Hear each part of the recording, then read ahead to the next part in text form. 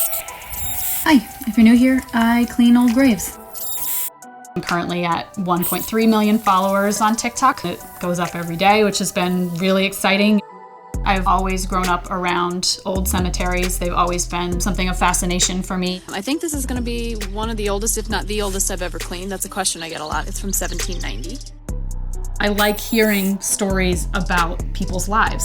We're going to take a look at the grave of the vampire of Manchester, Vermont. I can do that with people that are gone by reassembling their life based on what I can find out on the internet. I'm Caitlin Abrams. I'm Manic Pixie Mom on TikTok, and I clean gravestones.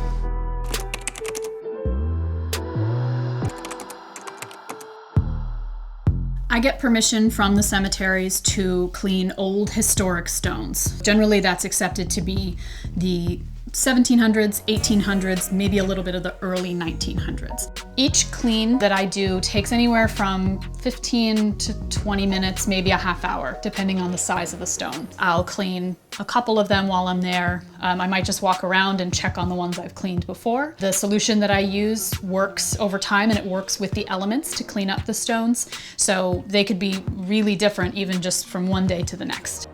And here it is, all dry. Everything I found out was thanks to the internet.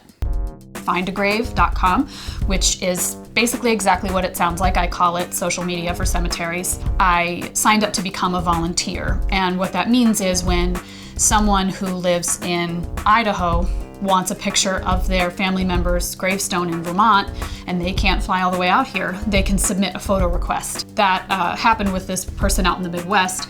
She sent the request and it was in a cemetery very close to me. The grave was really hard to read. This person said, it's looking really rough. Do you know how to clean a grave? I have no idea, but I'm happy to try. So that's when I spent the good 5 months researching it. Open up the grave mobile.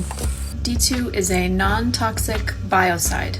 It was designed specifically to clean stone without harming it, especially historic stone. Once I started cleaning, I realized, I can start digging into these stories. If you follow me, you might remember David Lytle. Mary is his mother.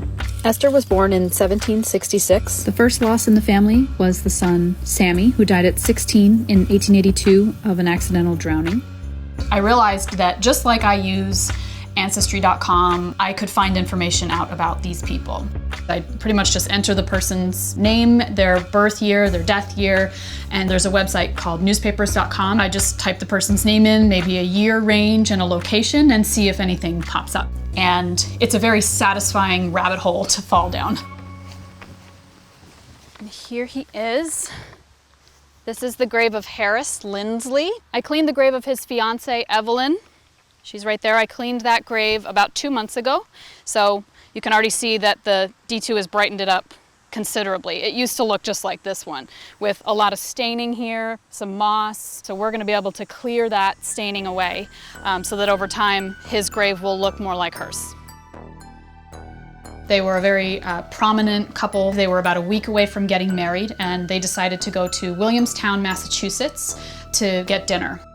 They came to a railroad crossing and a train was backing up and crashed into their car. Evelyn and her fiance were killed almost on impact. He was killed immediately. She lived a couple of minutes and then she died. When I looked up the story in various newspapers, it was shared in Chicago, in Boston, and Vermont, all over, because it's such a tragic tale. It's a tragic tale even now. These people were young and excited and just a week away from getting married, and they both get killed in this absolutely horrific manner.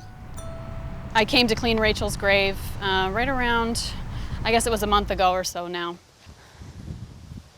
Her grave is cleaned up really nicely. A friend of mine connected me with this story that links to the 1790 vampire panic in New England.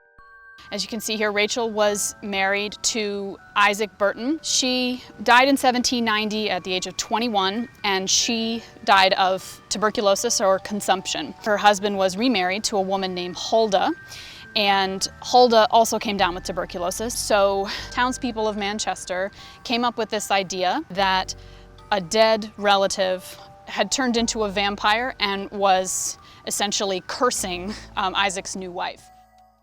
The physical effects of tuberculosis can cause an almost otherworldly appearance of losing color, very hollow, very, very shallow cheeked, and your eyes kind of bug out, and you're coughing up blood. So I think it kind of got put on vampires just like it's been put on witches in the Salem witch trials.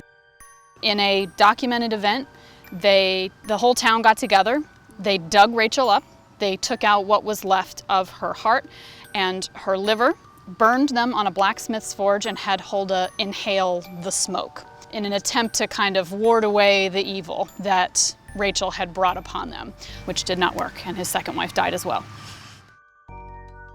I do think people are drawn to the stories that kind of pull at your heart a little bit, that can paint a picture of a person's life. As humans, I think we can all connect into that.